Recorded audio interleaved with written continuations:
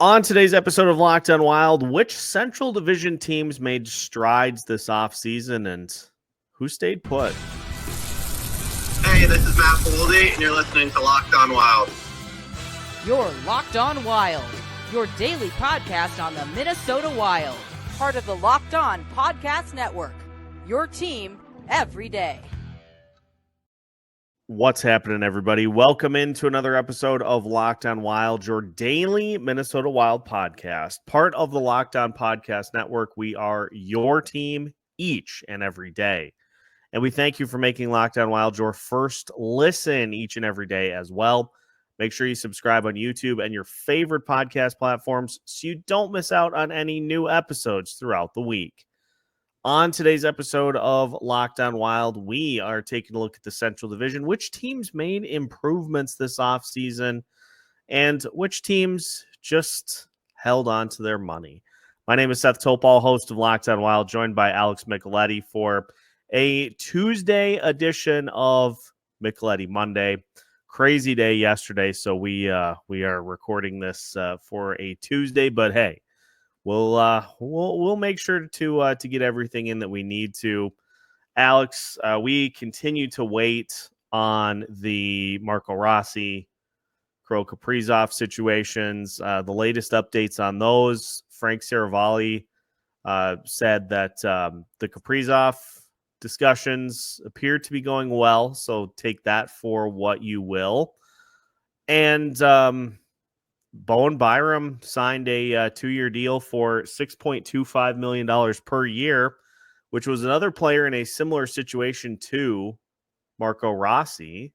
So maybe that'll have an impact on Rossi's potential deal, but really don't have any new updates there.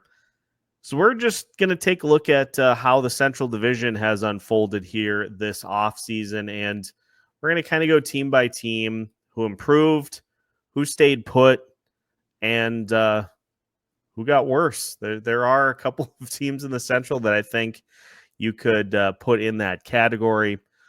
So we're going to start.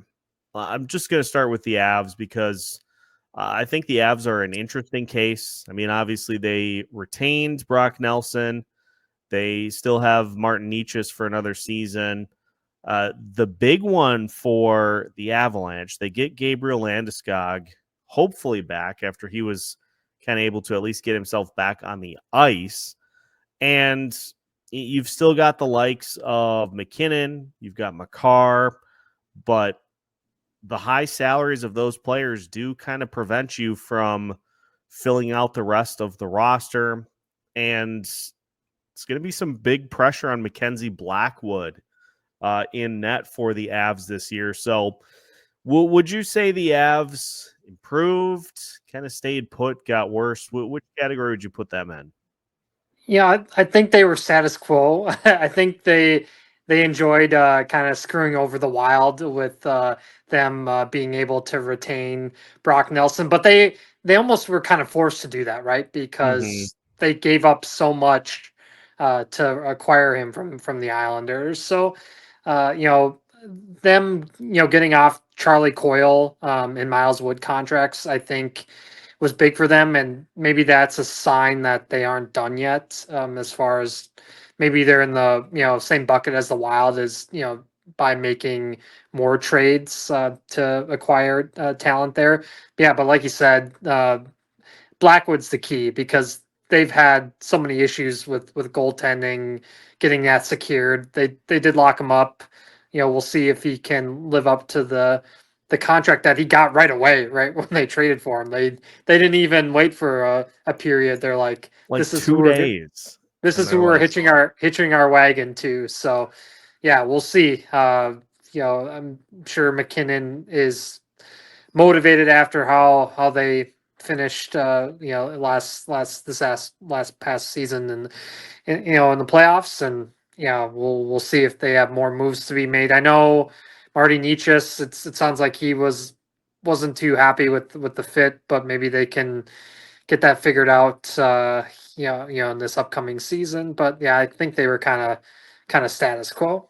Yeah, I would tend to agree. I think a lot of eyes are going to be on Landeskog and what he looks like, what he's Right. able to get back to. And if he can get back to even close to the form that he previously was, that's obviously a big boost for the Avs. But beyond that, I think they're another team too that, they have 4-ish million in cap space right now, and I think they're going to be looking to try to make a deal at the deadline. They have not been afraid of making moves before the trade deadline over the last couple of seasons. So I look for them to be active. I agree with you fully there. But I do think, it was a quiet offseason other than retentions for the Avs so far.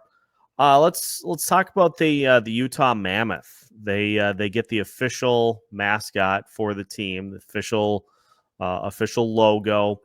They do add the likes of JJ Peterka, and it's a young Mammoth team that feels like is pushing in the direction of getting back into contention. What'd you think of Utah's offseason?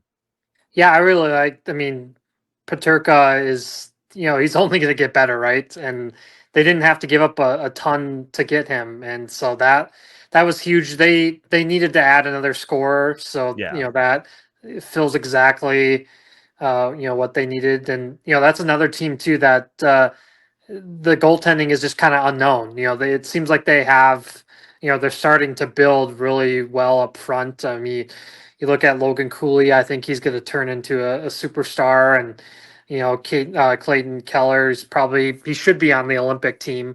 He had a phenomenal, past season. I think he's only getting better. And, they have Nick Schmaltz, who's, just been the, veteran that is always steady. And, getting Sergachev was so huge for them. That was a big move. And, he's helped their back end, stabilize. And yeah, I just, it's a young team that is only going to get better. And, that's a team to look out for. They might not make the playoffs, but it's coming here soon. Yeah, it is definitely, they're definitely moving in the right direction, and I'll put them in the buy category, obviously, because of the Paterka move. That was a big one.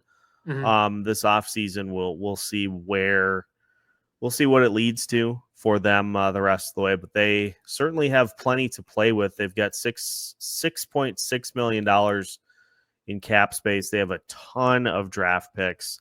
So don't be surprised if they are trying to do a little something at the deadline themselves. Let's talk about the Dallas Stars. Dallas had a very interesting offseason. They had no cap space to start. So they find a buyer for Matt Dumba, but it cost them a second-round pick to do it. And they make a couple of depth signings. Radek Faksa, amongst others. This feels like a team, again, you see the top end of those salaries, and until they can maybe uncouple themselves from somebody like a Jason Robertson or a Tyler Seguin, they're just kind of stuck. Yeah, you nailed it. I think them getting Duchesne back was so big for them. He's been such a reliable player for them, and yeah, the unknown with Robertson, if they're going to be able to re-sign him or not. Are they going to try to trade him? I know he's such a fan favorite there, but at some point you have to look at trading for him. I still think they need some help on the back end. Getting out Dumba was huge, though. He didn't even play for them in the playoffs. So the fact that they were even able to get off that is huge, just because it gives them a little bit more flexibility. And if they do trade Robertson, I would definitely try to get a defenseman back to help them in there, because face it, looking the playoffs, Edmonton just absolutely, it wasn't even close. And so, I think they need another, rock solid defensive defenseman, because they have, as long as Heiskanen and Harley, they're healthy. That's pretty good 1-2 punch offensively, and Lindell's pretty good defensively. But they need another shutdown defenseman to help them back there. Yeah, it certainly feels like they're going to need a non-Cody Ceci to Right. fill in on that backside. So those are a few of the teams, that in the case of the Mammoth, they certainly added Colorado and Dallas. They did what they could, but they mostly stayed put. I'm still trying to figure out what the Nashville Predators are doing after the massive offseason that they had last year. They are still paying off that credit card bill. So we'll talk about the Predators and, of course, Chicago, who made a few moves. Were they good? We'll discuss as we continue today's episode of Locked on Wilds after this. Today's episode of Locked on Wild is brought to you by FanDuel. Summer sports are in full swing, and whether you are all about baseball under the lights, golf on the green, or high-stakes soccer action, FanDuel is the best way to make every game even more exciting. You're already following the action. Why not make it a little more thrilling?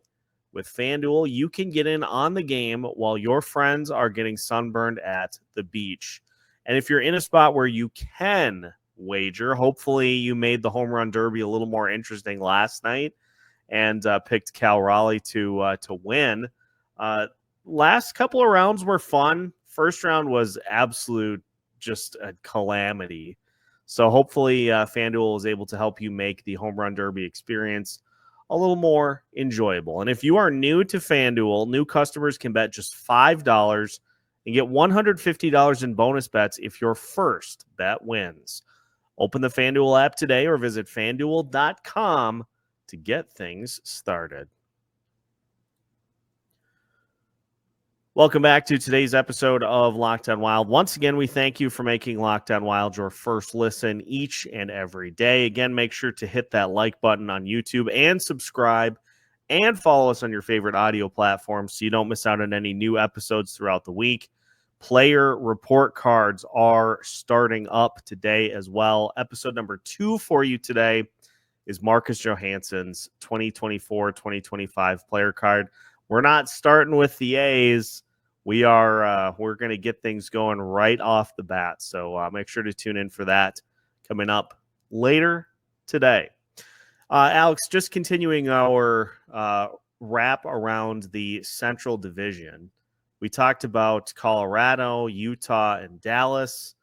I want to talk about Nashville because I think this is a really good case against what a lot of people were expecting the Minnesota Wild to do this offseason with finally having money to spend. And I'll just throw this out here because this is the one thing like I wanted to see big moves made myself, but money spent does not necessarily mean that it was spent in a good way. And we got a chance to see the Predators still trying to kind of dig themselves out of that mess. And now they're riding forward with that entire top group. But it's a Predators team that's beyond all the moves they made last year. One of their more notable moves this year is they acquire Nick Hague and they immediately give him an extension for $5.5 million a year for 4 years, which is not great. But Barry Trotz continues to do stuff in Nashville, I guess. Yeah, traded for old friend and Eric Halla too. I don't understand that move, but they acquired another veteran there. They're kind of just banking on Roman Josi to be healthy too. I wish the best for him. They said that he's going to be healthy, but you just never know when you're dealing with concussion symptoms if that's going to continue to linger on, and he's not getting any younger. But what a player. And there's always been rumors of Jonathan Marchessault being kind of unhappy there and wanting to get out of Nashville already. So we'll see if anything comes with that. But just a tough.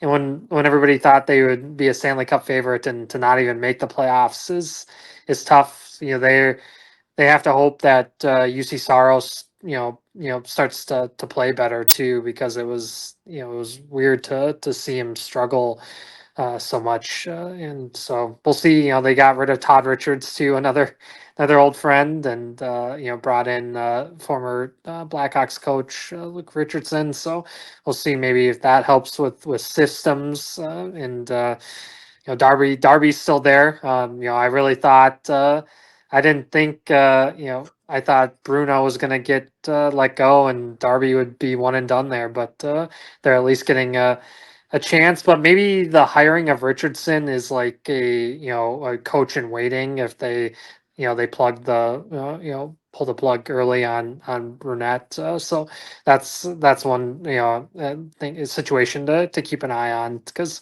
to hire somebody like that who was head coach for a bit, kind of maybe signals that, hey, we have this in our back pocket for a move. But yeah, we'll see. They have the talent. They should be so much better. They have guys that have played in the playoffs and won cups. So yeah, we'll see if they can turn it around. We'll see if they can finally get back to where they're hoping to be, because Barry Trotz said if things don't go well to start the season, he's not going to be shy about really trying to shake things up. So good luck to the Predators fans out there in Nashville if things kind of go south.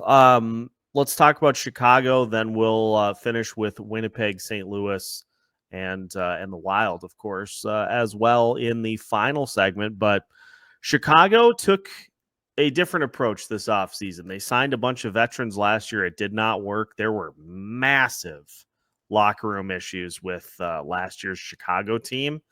So they went a little different route this year. They acquired Sam Lafferty. They acquired Andre Burakovsky. A couple of guys, you're bringing them in kind of a buy low scenario, hoping that they can find previous form. You've obviously got the likes of Connor Bedard. They kept Ryan Donato after a career year. So it was an active offseason for Chicago, but it was a very different activity than we saw last year. And obviously the big news for them is a new head coach that they're hoping will finally be the right fit. It's been a little bit of a journey for them trying to fill that head coach spot. So Chicago is interesting. If stuff ever starts to finally click, they could be a problem, but as of right now, it still hasn't. Yeah, they're building a pretty impressive young back end. That I really like. Obviously, Gopher fans saw Sam Renzel, and just his development, and now it starting into pro hockey. It'll be fun to watch his journey, and Vlasic's pretty good defenseman back there, and they're banking on Spencer Knight to be a stud. Goalie one option for them. So that was their kind of their big move, is to get him. He looked decent, at the end of this past season. We'll see if Connor Bedard takes the next step. He's been horrible defensively, but maybe that's what he's been working on to round out his game, because one of the funniest bits on X is the Mike Commodore green jacket, and Bedard's been up there for the past couple seasons that he's been in the NHL. So we'll see. Nick Foligno's a good leader to have in that locker room to help, and we'll see. We'll see if Donato can keep playing like he did this past season too, and help get him paid. And I'm sure he felt comfortable there finally after bouncing around, and it seems like he's found a home. And they have a lot of intriguing young guys too.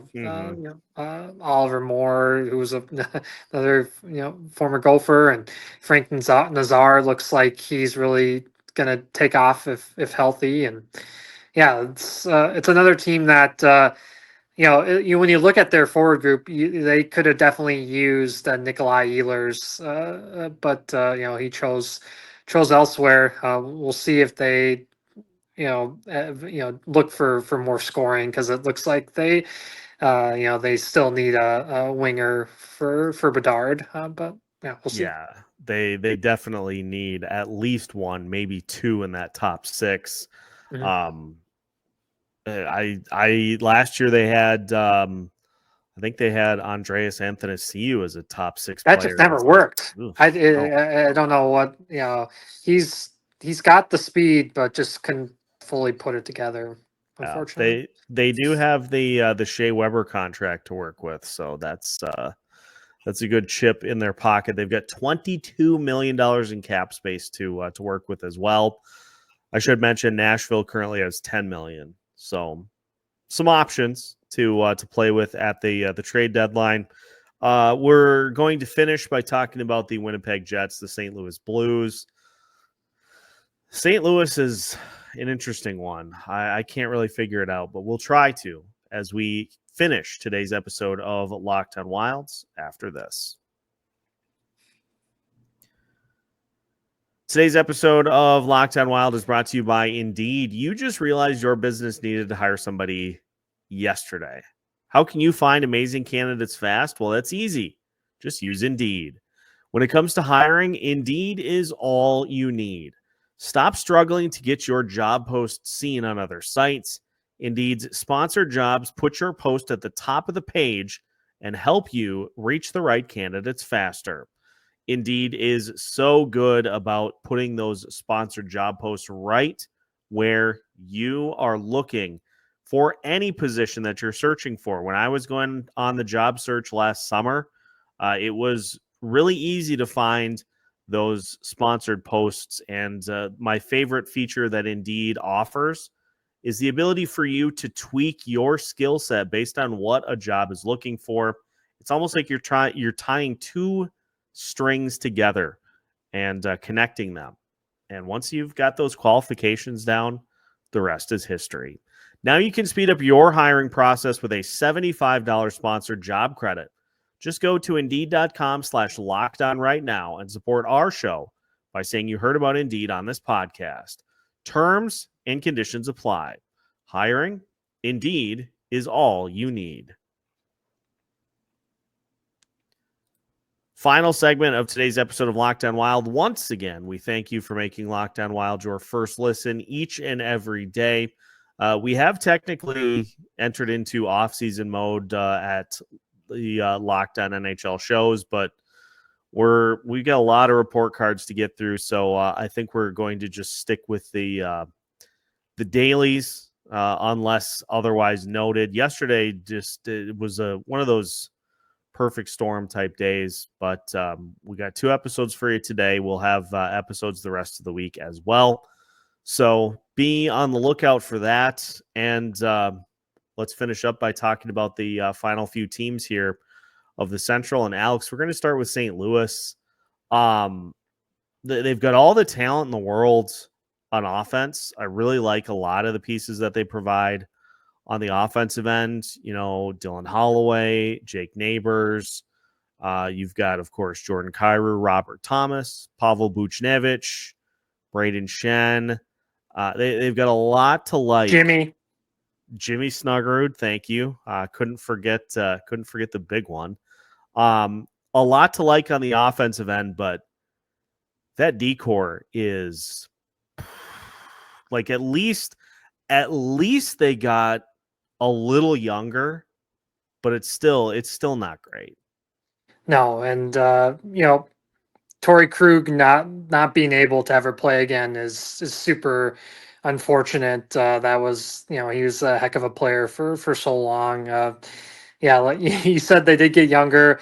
They did Nikolaj so dirty. He had a no move.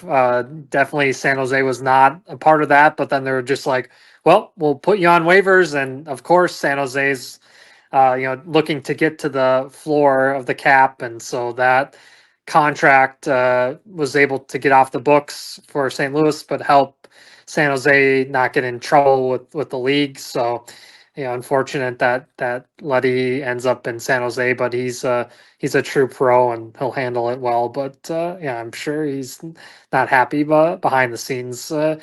The weird thing with the Blues here is there's always been rumors of them wanting to explore the market for Jordan Kyrou, and that just doesn't make any sense because No. he's been just an amazing goal scorer for them past couple of seasons. I don't know why you would ever want to trade him. Yeah, to make that's kind of just mind boggling. And they lock up Hofer too, so they have him and Bennington now together for a bit. They lot of money in their goaltending, but yeah, that's a team that could use another defenseman, and Falk and Parayko are studs, and Broberg. That was a heck of a move by them to do those offer sheets, and hopefully Holloway is healthy because they missed him in the postseason there. So yeah, it's a team that it's hard to figure out where they're going. Yeah, I could see them finishing anywhere from 3rd to 7th Right. in the Central. I don't think they're going to be like as bad as, say, Chicago. But I could see them really putting it all together because Jim Montgomery is a really good coach, but they just they just have these runs of play where you're like you're losing games to the Sharks, like just a very interesting team, to say the least. Yeah, and like you said, getting Montgomery to be their coach changed everything for them. At least, he was one of the main factors of them even getting into the playoffs after that long winning streak that they had. There's another team that picks up an old friend, and Nick Bukestad signing there too. So it'll be interesting to see how he does with the Blues. And yeah, they're just a team that's going to want to grind out games for sure. Yeah. They're definitely going to have to. The Winnipeg Jets brings me to the Jets, and they lose Nikolaj Ehlers. They retain a handful of pieces. They add Gustav Nyquist. They add Jonathan Toews. I mean, it's still a very good, like, let's not mince words here. It's still a very good Winnipeg team, but from what we saw of Gustav Nyquist and the fact that Jonathan Toews has been out of the league for 2 years, there's big risk in guys that are going to be asked to fill very key roles on that team, which leads to the potential that maybe Winnipeg takes a slight step back this upcoming season.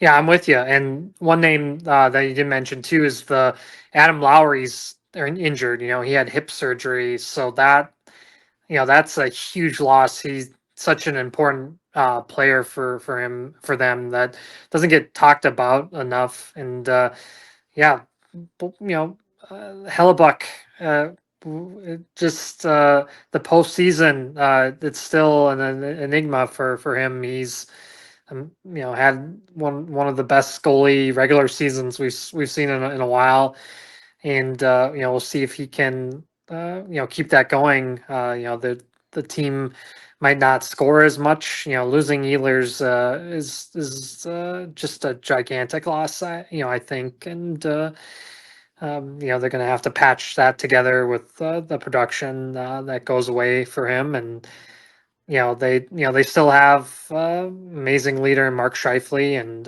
Kyle Connors up there as one of the best goal scorers in the league. We'll see if they can run it back. Them playing so well early helped them so much, and yeah, just a weird team to figure out too. Very much so. And obviously the Minnesota Wild, we know the two big moves that have been made so far is Vladimir Tarasenko, Nico Sturm, and not trading Marco Rossi. So the Wild are another team in a similar vein to everybody else, where you have made these marginal changes, small changes that to tweak the roster. But they're another team too that I feel like is looking to do a lot of their damage and to make a big swing come the trade deadline. So, if we to kind of pull this full circle, if we're looking at who are the teams that are going to be competing for, the Central Division? How do you see it playing out? It's at this point pretty similar to what we saw this past season, where you've got Winnipeg, Dallas, Colorado as kind of that first tier. Then I would say the next is Minnesota, St. Louis. I'm going to throw Nashville in that second tier category because I just don't see them being as bad this year as they were last year. You could probably put Utah in that category as well, as a younger team that the expectation is that they'll take a step. And after that, then it's probably Chicago, who is just they're still on the outside. They're trying to get closer to that potential playoff category, but the big question is going to be which team starts poorly and panics. That'll be the big deciding factor, but I wouldn't be surprised if we see a similar type of order that we saw this past season. At least right now. We've still got, a couple of months before training camp will get going, so there's still plenty of time for moves to be made. But as the rosters sit right now, I see it playing out pretty similar to what we saw this past season. Yeah, I'm right there with you. It's so ironic with this team that we're like, if they can stay healthy, and they're already starting the season not healthy with Brodin being injured. The fact that he was cleared to play in the World Championships makes no sense. He should have just not played in that, because of course after the fact, he's working out and he re-aggravates the injury, and who knows now, right? How long is it going to take to get him ready to go? Is he going to miss the first month? Yeah. So then you're banking on a couple of young guys and on the back end there, Z Boyum, and David Juracek, if he makes the roster too.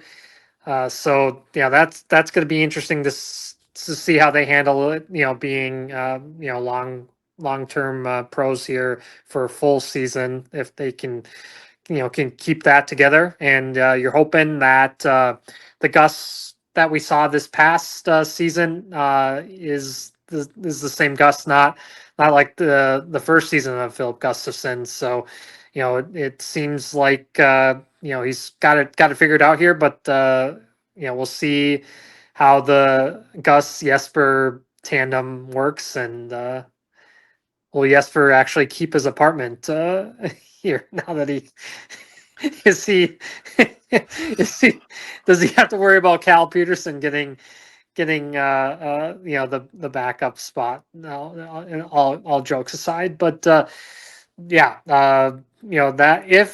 if Winnipeg isn't as good, there's that spot open to to finish in that top three, because Winnipeg could be vulnerable there if they're going to have to, like you said, rely on Jonathan Toews, who hasn't played in a long time, and he might be forced to be their second line center just based off the personnel that issues that they have with Lowry having surgery.